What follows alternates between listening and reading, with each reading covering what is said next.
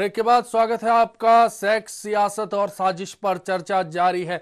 जिस तरह से हाल में दो मामले उठे, एक मामला गीतिका शर्मा और दूसरा फिजा का। क्या सियासत और सेक्स के बाद साजिश का कोई नाता है? सिर्फ फिजा ही नहीं, दरअसल इससे पहले कुछ दिन पहले हरियाणा में एक मंत्री की करीबी रही गीतिका शर्मा, जो एयर होस्टेस थी, संदिग्ध मौत हुई। कहा गया आत्महत्या की गई, लेकिन इस मौत ने सवाल खड़े कर दिए। गीतिका शर्मा खुदकुशी का मामला भी सेक्स, सियासत और साजिश की कहानी से जुड़ा हुआ है और इस मामले में हरियाणा सरकार में मंत्री रहे गोपाल कांडा का भी नाम सामने आ रहा है, जिसके चलते गोपाल कांडा को अपने मंत्री पद से हाथ धोना पड़ गया है। एयर होस्टेस खुदकुशी मामले में हरियाणा के मंत्री का नाम सामने आने पर प्रदेश की राजनीति गर्म हो गई है। इस मामले में अब नए नए खुलासे सामने आ रहे हैं। गीतिका के परिवार वाले मंत्री गोपाल कांडा पर आरोप लगा रहे हैं कि गोपाल कांडा ने फोन पर गीतिका को धमकी दी थी, जिसके कारण गीतिका बहुत परेशान थी। गीतिका के पास से मिले सुसाइड नोट से भी ये बात सामने आई है कि इस मामले में कहीं ना कहीं गोपाल कांडा जुड़े हुए हैं। गोपाल कांडा ने खुद भी ये मान लिया है कि उनके गीतिका के साथ पारिवारिक संबंध थे, लेकिन वे इस बात से साफ इनकार कर रहे हैं कि वे गीतिका को किसी तरीके से परेशान कर रहे थे। Bureau report HBC। तो एक और मामला, एक और मिसाल हमारे सामने आई, जिस तरह से गीतिका शर्मा को सुसाइड करना पड़ा। क्या कारण थे, इस पर फिलहाल चर्चा है, कई तरह की चर्चाएं हैं, जांच जारी है। प्रताप, क्या लगता है, क्या कारण होता है कि गीतिका शर्मा जैसी लड़कियां, महिलाएं करीब आती है पॉलिटिशियंस के, पारिवारिक ताल्लुकात की बात सार्वजनिक मंच पर स्वीकार होती है और उसके बाद एक नौबत ऐसी आ जाती है, शर्मसार होना पड़ता है? क्या कारण है, आखिर क्यों सुसाइड कर लेती है सब? अश्विनी, इसकी गहराई में अगर जाएं तो दो बात है कि सत्ता में पहुंचने के बाद जो पुरुष है वो ज़्यादा फ्री हो जाता है। उसे लगता है कि वो सुरक्षित माहौल में पहुंच चुका है और हर तरह की सुरक्षा उसे मिली हुई है और उसे एक इस तरह का एक माहौल मिल गया है कि उसमें उस माहौल में वो कुछ भी करे तो वो नाजायज़ नहीं ठहराया जा सकता, वो जायज़ होता है। ऐसी एक मानसिकता कुर्सी पे बैठने के बाद आदमी में आने लगती है। दूसरी बात, कुर्सी का आकर्षण ही ऐसा है, सत्ता का नशा ही ऐसा है कि उसके इर्द गिर्द जो भंवरे हैं वो मंडराने लगते हैं। कुल मिलाकर जो महिलाएं जो राजनीति की सही दिशा को नहीं समझती या समाज के सही पहलू को नहीं समझती, वो गलत दिशा में भटक कर ऐसे लोगों के करीब पहुंच जाती है। चर्चा को जारी रखेंगे। चंद्रा सिंघवी जी इस वक्त हमारे साथ फोन लाइन पर जुड़ चुके हैं, जेडीयू के राष्ट्रीय महासचिव हैं। आपने सियासत को काफी करीब से देखा है।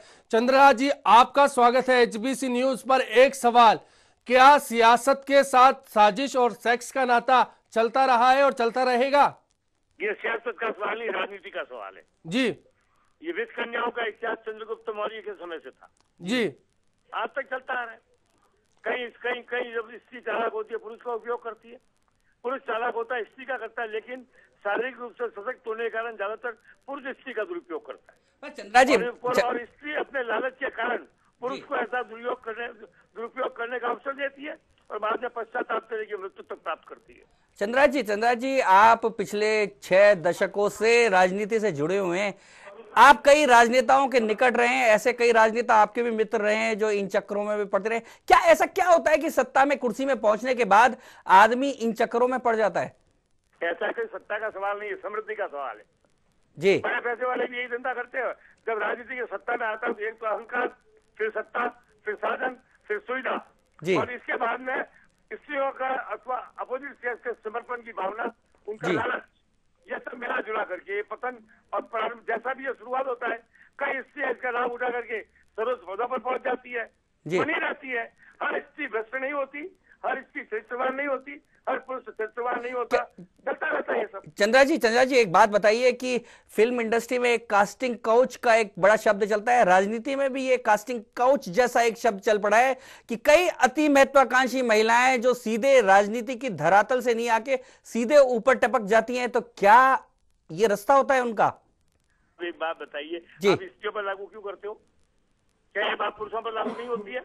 जब सर्वोच्च शिखर के नजदीक कोई स्त्री या पुरुष जाता है जी और वो मेहरबानी प्राप्त करता है, तो जैसे राजा जय सिंह के बाराबंकी जी ख्वास थे, उनको पुरस्कार मिलता था, स्त्री को मिलता है, पुरुष को मिलता है। आप ये बताएं, केंद्र सरकार में भी आज राहुल गांधी की कृपा से क्या ऐसे लोग मंत्री नहीं बने हैं? नहीं, लेकिन मेहरबानी से मिलने वाले पुरस्कार को आप लिंग से कनेक्ट मत करिए। पर चंद्रा जी, बात दूसरी यहां ये है कि वो तो चापलूसी की बात है, लेकिन जब सेक्स का सवाल आता है तो वहां यदि कोई इस तरह से आगे पहुंच जाता है तो सवाल उठता है कि क्या ये भी एक राजनीति में आगे बढ़ने का एक माध्यम हो गया है? हर एक बात बताए मुझे जी, सेक्स के द्वारा भी करती तो चापलूसी है ना जी। नौकरलाल चतुर्वेदी ने लिखा था खुशामद एक चतुराक्षरी मंत्र है। खुशामद के अलग अलग आयाम है, कोई शब्दों से करता है, कोई समर्पण से करता है, कोई सेक्स से करता है। ये सही बड़ी बीमारी है जी। यह केवल राजनेताओं में नहीं, यह हर समृद्धिशाली सत्ता शक्तिशाली पुरुष के पास इस अधिकार का दुरुपयोग जो एक्सपर्ट करना चाहती है वही एक्सपर्ट होती है। पर चंद्रा जी, बड़ा सवाल ये उठता है क्योंकि इस तरह से यदि राजनीति में इस तरह से लोग आते गए और ये राजनीति का हाल होता गया तो हमारे देश की शासन व्यवस्था और राजनीति किस धरातल में चली जाएगी? क्यों इसको बचाने का उपाय क्या हो सकता है? इसको बचाने का एक ही उपाय है कि स्त्री हो या पुरुष हो, कोई भी जो राजनीति में आता है उसको मेरिट और योग्यता के आधार पर मत तो मिलना चाहिए, उसको निकटता और समर्पण के आधार पर नहीं मिलना चाहिए।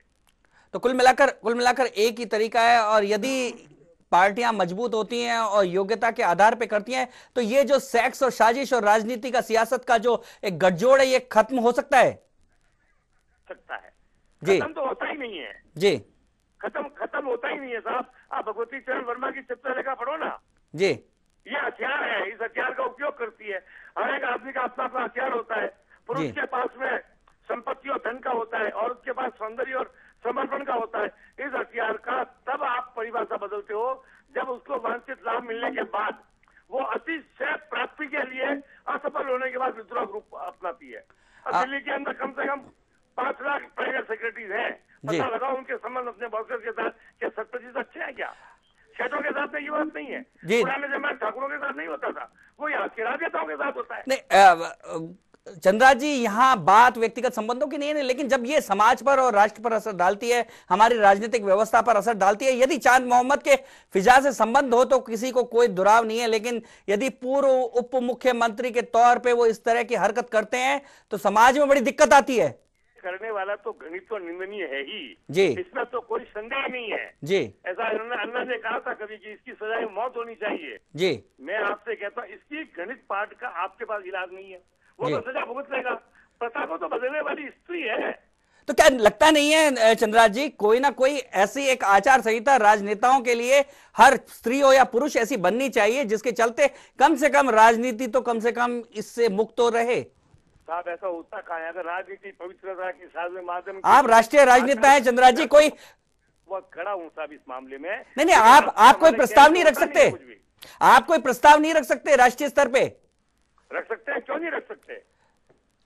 तो प्रस्ताव का हाल क्या होता जी? तो अन्ना हजारे के प्रस्ताव का हुआ है जी। प्रस्ताव मानने वाला कौन है? मीडिया तय कर ले इस देश का जी। कि भ्रष्ट आदमी का इस प्रकार का बाइकआउट करेंगे तो शायद कुछ हो सकता है। मीडिया उन्हीं भ्रष्ट लोगों का बातें सम्मान करती है। धन्यवाद। शुक्रिया चंद्राज जी। तो जिस तरह से प्रताप जी ये एक तरह से मुखालफत की जो बात थी, खुलकर विरोध की जो बात थी वो सामने आया, और मानते हैं सियासत से जुड़े लोग जो गलियारों में हैं उन लोगों को भी पता है कि इस दर्द को कैसे महसूस किया जाता है, कैसे कुछ लोग इसे हथियार बनाकर दुरुपयोग करने लगते हैं। बड़ी बात यह है कि हमारी सियासत में, हमारी राजनीति में, हमारे नेताओं में ज़्यादातर लोग अपनी पौरुष के बल पे, अपने मेहनत के बल पे राजनीति में आगे आए हैं। उन्होंने बहुत पापड़ बेले, उन्होंने बहुत दरिया बिछाई हैं, उन्होंने जनता के बीच में बहुत ज़्यादा काम किया है, तब जाके वो किसी ओहदे पे पहुंचे, चाहे भले स्त्री हो या पुरुष हो। लेकिन चंद ऐसे लोग हैं जो इस तरह के माध्यम से पहुंचकर और इस पूरी राजनीति के जो चेहरे को खराब कर देते हैं। कुल मिलाकर सवाल यहाँ ये उठता है कि राजनीति को, राजनेताओं को इस बात से सोचना होगा और ऐसे काले चेहरों को, ऐसे काले नकाबों को बाहर निकाल के बाहर कर देना होगा। नहीं तो राजनेताओं के बारे में जो एक भ्रष्टाचार को लेकर एक जनरल मानसिकता बन गई है, सेक्स के मामले में भी आम मानसिकता ये बन जाएगी कि राजनेता का मतलब होता है चरित्रहीन। इसलिए राजनेताओं के लिए एक बड़ी चुनौती है, उनके लिए एक बड़े सवाल है कि वो अपने इस चारित्रिक विशेषता को, क्योंकि मेरा एक मानना है, मैं बहुत राजनेताओं के साथ उठता बैठता हूं तो मेरा मानना है कि समाज के प्रति उनका जो समर्पण है, जितना समय वो अपने परिवार को छोड़कर समाज को देते हैं, समाज के प्रति जिस तरह से उनका लगाव है, उस सारी बात के बावजूद यदि उनके ऊपर लांछन आता है तो इस बात को लेकर उन्हें सचेत हो जाना चाहिए और उन्हें देखना चाहिए कि इस तरह के चांद मोहम्मद जैसे लोगों का चांद फिर नहीं खिले। बिल्कुल प्रताप जी, कहीं ना कहीं चांद मोहम्मद की बात हो रही है तो राजस्थान की भंवरी देवी की भी बात उठना जायज लगती है। दरअसल जोधपुर का जो भंवरी प्रकरण है, इसके बाद सामने आया तो नेताओं के नाम जाहिर हुए, सामने आए और फिर एक बार सामने आया कि सियासत में सेक्स और साजिश की घुसपैठ किस कदर है। सेक्स, सियासत और साजिश के इस खेल को राजस्थान भी झेल चुका है। राजस्थान भी एक अति महत्वाकांक्षी औरत की कहानी कहता है और ये कहानी है सियासी गलियारों की चांदनी भंवरी देवी की। वो भंवरी देवी जिसके दीवाने थे महिपाल मदेना और मलखान विश्नोई।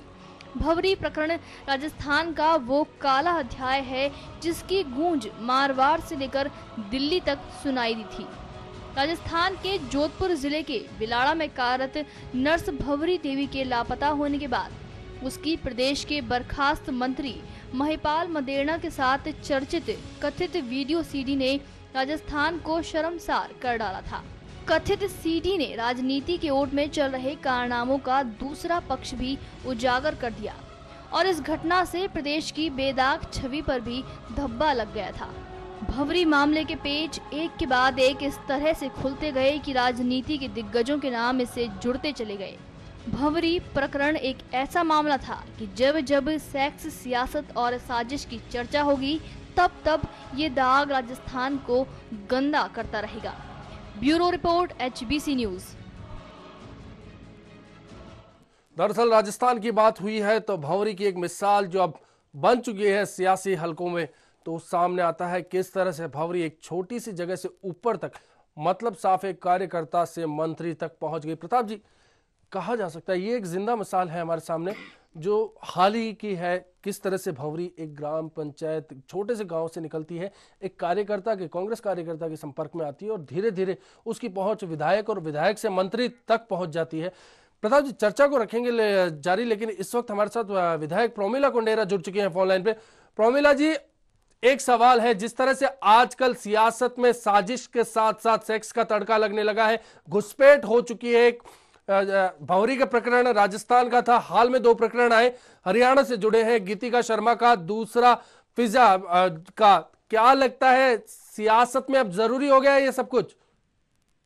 नहीं, मैं ये नहीं समझती। मैं ये समझती कि अगर औरत अगर अपने सुविवेक से, अपने दिमाग से अगर काम करे जी, तो मैं समझती कि उनका ऐसा हर्ष होगा, क्योंकि आज हर फील्ड में महिलाएं आगे बढ़ चढ़ के काम कर रही है और राजनीति में भी अगर वो आती है या आना चाहती है किसी के माध्यम से, जी, तो अपने हिसाब से, अपने विवेक से काम करे, अपने दिमाग से काम करे।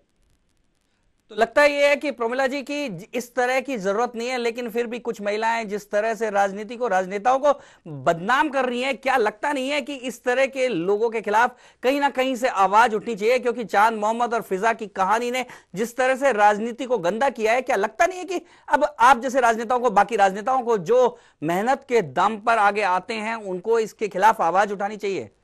देखिए, मैं तो ये कहूंगी कि शॉर्टकट रास्ता जो भी अपनाएगा उनका यही हर्ष होगा। आप अपनी मेहनत से, अपने दिमाग से काम करेंगे तो आप अपने मकसद तक, अपनी ऊंचाइयों का, आप जहाँ स्थान आप पाना चाहते हैं वहां तक कामयाब होंगे।